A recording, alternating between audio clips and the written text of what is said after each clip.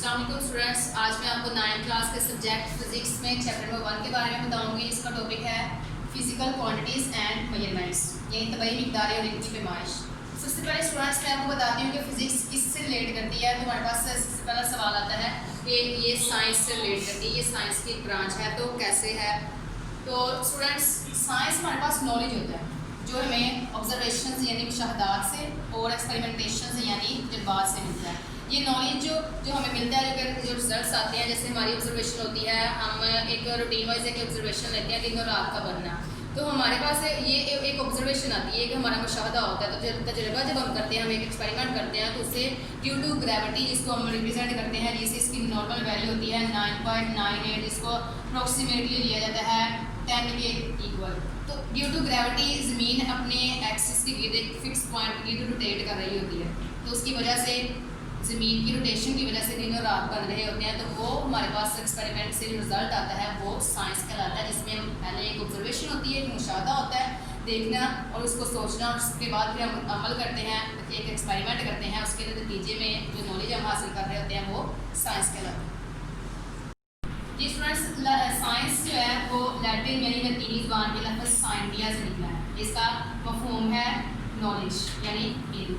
अब साइंस का नॉलेज 18वीं सदी से पहले यानी 18th सेंचुरी से पहले ये मटीरियल ऑब्जेक्ट्स के बारे में, जितने भी मादी इंसान के बारे में उसके जितने भी पहलू आते हैं, उनका नॉलेज वो नेचुरल फिलोसफी कहलाता है। नेचुरल फिलोसफी की 2 शाखें हैं आगे मजीद, जिसमें हमारे पास पहली आती है फिजिकल साइंसेज, यानी कि इसमें बेजान अशिया का नॉन लिविंग थिंग्स के बारे में स्टडी की जाती है, और दूसरी आती है बायोलॉजिकल साइंसेज, जिसमें जानदार अशिया के बारे में मुताला किया जाता है। स्टूडेंट्स फिजिकल साइंसेज है, फिजिकल साइंसेज जिसमें हम बेजान अशिया के बारे में इल्म रीड कर रहे होते हैं, नॉलेज ले रहे होते हैं। तो उसको भी आगे इसकी भी 5 शोबे जाते हैं उसके भी, जिसको सबसे पहले हमारे पास आता है फिजिक्स, सेकंड वन हमारे पास आ जाती है इसका शोबा जो है वो है केमिस्ट्री, और थर्ड वन हमारे पास आता है एस्ट्रोनॉमी, और फोर्थ वन है जियोलॉजी, और फिफ्थ है हमारे पास मेट्रोलॉजी। फिजिक्स जो है वो इन 5 की बेस है, बुनियाद है। इसके बगैर हम इन 4 का नॉलेज जो है वो गेन नहीं कर सकते हैं। तो फिजिक्स किससे रिलेटेड है, फिजिक्स क्या है, व्हाट इज़ फिजिक्स। तो फिजिक्स में हमारे पास आती है, हम लेते हैं रिलेशनशिप,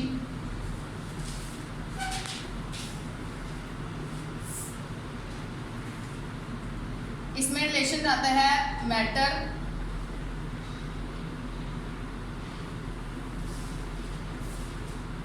और एनर्जी का। इन दोनों के दरमियान में जो इंटरेक्शन होता है वो हम रीड करते हैं फिजिक्स में। तो physics branch of science, physics is a branch of science in which we study about matter and energy and their relationship या इंटरेक्शन, यानी इनका जो आपस में जो ताल्लुक होता है, इनके मबैन जो बाहमी अमल का मुताला किया जाता है मैटर और एनर्जी का, वो हम फिजिक्स में रीड करते हैं। सेकंड वन जो हमारे पास फिजिकल साइंसेस का शोबा आता है वो है केमिस्ट्री। केमिस्ट्री में हमें इसकी किसी भी एलिमेंट की, किसी भी एटम की कीमियाई खसूसियात के बारे में, उसकी केमिकल प्रॉपर्टीज़ के बारे में जान रहे होते हैं। एस्ट्रोनॉमी हमारे पास इल्म नजूम भी इसको कहते हैं, इल्म फल्कियात का नॉलेज होता है, जिसमें हम तारों सितारों के बारे में जानते हैं, उसका इल्म लेते हैं। जियोलॉजी में हमारे पास आता है इल्म तबकातुल अर्ज़, इसको बोलते हैं, यानी कि तबकातुल अर्ज़ तुबके से निकला, यानी कि एक हिस्सा अर्द यानी ज़मीन, तो ज़मीन के हिस्से का अंदरूनी साख का जो मुताला है वो जियोलॉजी में किया जाता है। जो हमारे पास नेक्स्ट वन इसका शोबा आता है वो है मेट्रोलॉजी, यानी इल्म मौसमियात, मौसम का उतार चढ़ाव, गर्मी की शिद्दत या सर्दी की, उसमें मौसम कैसे चेंज हो रहा है, उसके बारे में जो नॉलेज होता है वो हम लेते हैं इसके 5वें शोबे में, जो कि हमारे पास है मेट्रोलॉजी। जी स्टूडेंट्स, अब हम रीड करेंगे ब्रांचेज ऑफ फिजिक्स के बारे में। फिजिक्स की कितनी शाखें होती हैं, कौन कौन सी हैं। वैसे तो बहुत सारी, लेकिन यहाँ पर हम सिर्फ 9 ब्रांचेस के बारे में रीड करेंगे। फर्स्ट वन हमारे पास इसकी ब्रांच जो है फिजिक्स की वो है मैकेनिक्स। इसमें हम हरकत के बारे में रीड करते हैं। हरकत जो है वो ऑब्जेक्ट्स की ली जाती है, किसी भी जिस्म की मोशन, ठीक है, मोशन ऑफ ऑब्जेक्ट्स, अजसाम की हरकत के बारे में। ना सिर्फ इसकी हरकत का मुताला इसमें किया जाता है मैकेनिक्स में, बल्कि इसके साथ साथ उसकी वजूहात और इफेक्ट्स यानी कि उसके असरात का भी मुताला किया जाता है, कि किसी भी चीज़ की जो हरकत है उसका असर क्या पड़ रहा है, उसकी वजह क्या है, उनकी वजूहात को डिस्कस किया जाता है, और उसके साथ साथ उनके असरात को भी डिस्कस किया जाता है मैकेनिक्स में, जो कि फिजिक्स की ब्रांच है। जैसे हम फ़ैन ऑन करते हैं, एक हमारे पास कॉमन एग्जांपल होती है, जैसे तो उसमें आप देखते हैं कि इनपुट में हम उसको इलेक्ट्रिसिटी प्रोवाइड कर रहे होते हैं। वो फ़ैन की जो रोटेशन होती है, उसकी जो मोशन होती है, जो कि रोटेटरी मोशन होती है, वो एक एक्सिस के गिर्द घूम रहा होता है। उसकी वजह क्या होती है, उसकी वजह ही होती है उसकी रोटेशन की, कि हम उसको इलेक्ट्रिसिटी प्रोवाइड कर रहे होते हैं, उसको एनर्जी मिलती है, और आउटपुट में वो हमें हवा दे रहा होता है, इसके साथ साथ वो एनर्जी भी प्रोवाइड कर रहा होता है। उसका जो हमारे पास असर पड़ता है वो पॉजिटिव होता है कि हम उससे हवा ले रहे होते हैं। स्टूडेंट्स सेकंड ब्रांच हमारे पास जो है फिजिक्स की वो है हीट यानी हरारत। हरारत में हम रीड करते हैं नेचर ऑफ हीट के बारे में, उसकी माहियत क्या है, पैदा कहाँ से हो रही है, इसके अलावा उसके modes of transfer of heat, transfer कैसे हो रही है, इंतकाल कैसे हो रहा है हरारत का, मुंतकिल कैसे हो रही है, उसकी क्या क्या पहलू हैं, कैसे कैसे मुंतकिल कर रहे हैं। जैसे इसके मोड्स में हमारे पास आ जाते हैं कन्वेक्शन के ज़रिए भी हीट जो है वो एक जगह से दूसरी जगह ट्रांसफ़र हो रही होती है। इसके अलावा हमारे पास आता है रेडिएशन, यानी कि रेस के ज़रिए भी एक जगह से दूसरी जगह हीट जो ट्रांसफ़र हो रही होती है, वेव्स के ज़रिए ट्रांसफ़र हो रही होती है। और हमारे पास इसका प्रोसेस होता है कंडक्शन।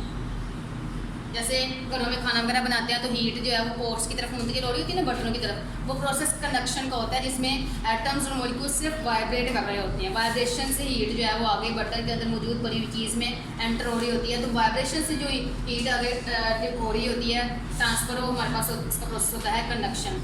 जो कन्वेक्शन होता है हमारे पास, इसमें एक्चुअल मूवमेंट होती है पार्टिकल्स की, वो एक जगह से दूसरी जगह वाइब्रेट कर रहे होते हैं। जैसे एक पोर्ट में पड़े हुए, अब यहाँ पर देखें इसमें हमने इतना इतना पानी फिल किया हुआ है, ठीक है, यहाँ से इन लकड़ियों से हीट ने आगे ट्रांसफ़र होना है इस पानी पर, तो यहाँ से आगे इसमें अगर हमने कोई एग बॉयल करने के लिए रखा हुआ है तो ये हमारे पास एक ऑब्जेक्ट है जिसने गर्म होना है। हीट का फर्स्ट वन सोर्स हम उसको जो प्रोवाइड कर रहे हैं, जो भी फ्यूल दे रहे हैं, वो हमारे पास यहाँ से इधर ट्रांसफ़र होगी, तो ये सबसे पहले जो हमारे पास पोर्ट आता है उस तक कैसे पहुँचेगी, वो प्रोसेस होता है कंडक्शन का, जिसमें इसकी वाइब्रेशन से इस तक हीट पहुँचेगी। ये गर्म होते होते मॉलिक्यूल्स इसके वाइब्रेट करते करते ये सारा पोर्ट जो है वो गर्म हो जाता है। उसके बाद यहाँ से इसमें पड़े हुए लिक्विड में ट्रांसफ़र होती है, और ये लिक्विड जब ये पानी बॉयल होना शुरू होता है तो उसकी एक्चुअल मूवमेंट होती है, पार्टिकल्स हरकत में आ जाते हैं। उससे जो इसकी इनकी हकीकी मूवमेंट से, उनकी मूवमेंट से हीट अगर ट्रांसफ़र होगी इस ऑब्जेक्ट में, तो ये मोड जो होगा इसका वो क्या कहलाएगा, कन्वेक्शन कहलाएगा। रेडिएशन में हमारे पास जो बिगेस्ट सोर्स है हीट का वो है सन। सूरज के ज़रिए हमारे पास जो रेडिएशंस के ज़रिए लाइट हम हीट पहुंच रही होती है। आपने देखा कि सन से हम हीट ले रहे होते हैं, तो वो बिगेस्ट सोर्स होता है, वो वेव्स के ज़रिए, रेज के ज़रिए, रेडिएशंस के ज़रिए हम तक पहुंच रही होती है।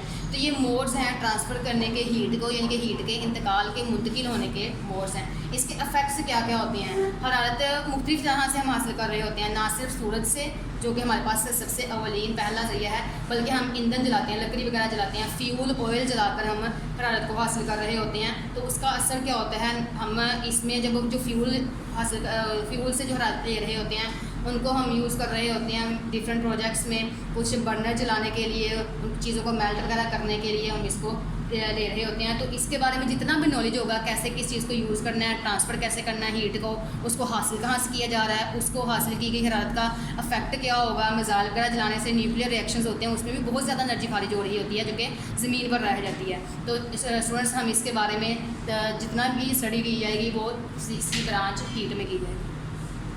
जी स्टूडेंट्स, थर्ड जो हमारे पास ब्रांच है फिजिक्स की वो है साउंड यानी आवाज़। आवाज़ पैदा कैसे होती है, सबसे पहले हमारे पास इसका एक फर्स्ट वन जो प्रॉपर्टी आती है पहली, वो है physical aspects of sound waves, यानी कि साउंड वेव्स के जो ज़ाहरी जो पहलू होते हैं वो पैदा कैसे हो रही है, ज़ाहरी जो उसकी हालत होती है, उसके तबई पहलू क्या हैं लहरों के, आवाज़ के, उनके बारे में नॉलेज हम लेते हैं इसमें। इसके अलावा इसकी प्रोडक्शन कैसे हो रही है, आवाज़ पैदा किससे हो रही है, जैसे हम बोर्ड नॉक कर रहे हैं तो भी आवाज़ पैदा हो रही होगी। अब आपके माइंड में आता है ये पैदा कैसे हो रही है, तो एटम्स की वाइब्रेशन से, किसी भी बॉडी के वाइब्रेट करने से साउंड पैदा होती है। जैसे म्यूज़िकल साउंड्स होती हैं, हम गिटार सितार वगैरह बजाते हैं, ड्रम बजाते हैं, तो उनकी डिफरेंट पिच की बारीक मोटी आवाज़ें होती हैं, तो उनकी प्रोडक्शन के लिए हम कुछ एरिया और उनकी पिच वगैरह नोट आउट करते हैं। तो इनकी प्रोडक्शन की कहाँ से पैदा हो रही है। और थर्ड वन हमारे पास आता है कि इनकी प्रॉपर्टीज़ क्या, खुसूसियात क्या हैं। जैसे अगर देखा जाए तो म्यूज़िकल साउंड्स हमें कुछ भली महसूस होती हैं, सुरीली महसूस होती हैं, लेकिन अगर डोर नॉक करें या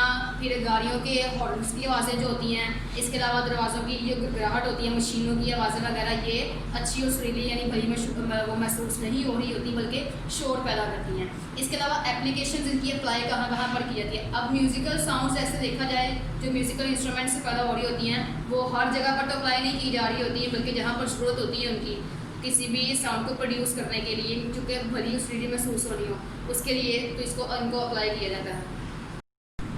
जी स्टूडेंट्स, नेक्स्ट हमारे पास ब्रांच है फिजिक्स की फोर्थ वन ब्रांच रोशनी यानी लाइट, इसको ऑप्टिक्स भी बोलते हैं। ऑप्टिक्स कैसे हम कहते हैं? बसारत को, बसारत देखने की सलाहियत रखना, ठीक है। तो रोशनी नहीं होगी तो हम किसी भी चीज़ को देख नहीं सकेंगे। यहाँ पर देखें रोशनी में हम इसकी फिजिक्स की ब्रांच लाइट में हम डिस्कस करते हैं फिजिकल एस्पेक्ट्स ऑफ लाइट, यानी कि जो लाइट के ज़ाहरी पहलू होते हैं, जो तबई पहलू होते हैं उनके बारे में, और इनकी जो प्रॉपर्टीज़ होती हैं, इनकी जो खसूसियात होती हैं। लाइट वेव्स के जरिए ट्रांसफ़र हो रही होती है, उसको ट्रांसफ़र करने के लिए भी हम डिफरेंट ऑब्जेक्ट्स यूज़ कर रहे होते हैं, और उस लाइट को यूज़ करते हुए भी हम डिफरेंट ऑब्जेक्ट्स यूज़ करते हैं। जैसे इसमें एक और मेन चीज़ को डिस्कस किया जाता है, ना सिर्फ लाइट के फिजिकल एस्पेक्ट्स को बल्कि उसकी और उसकी खसूसियात को, बल्कि इसके साथ साथ हम यूज़ करते हैं इसकी जो वर्किंग होती है, वर्किंग यानी कि काम, और उसका जो यूज़ होता है उसकी ऑप्टिकल इंस्ट्रूमेंट्स का, यानी जो बसरी आलात होते हैं जो बसारत के लिए चीज़ों को देखने के लिए जो हम इस्तेमाल करते हैं, उनको कैसे इस्तेमाल किया जाए,